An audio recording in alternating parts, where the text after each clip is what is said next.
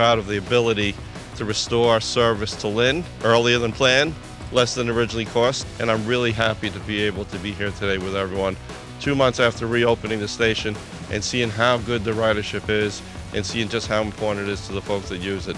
This came in 9 months ahead of schedule, and I think that's a credit to Phil and the team at the T, and certainly Kaolis as well, who helped out, making sure that we can find other ways to break through some of these challenges that don't take as long, that might even reduce cost, and deliver that accountability that people are expecting of us. We're getting in there, putting in what these communities need as quickly as possible.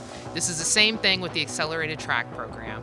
As the Lieutenant Governor said, this is the lifeblood of these communities. Transportation needs to be reliable, it needs to be safe, and it needs to be equitable.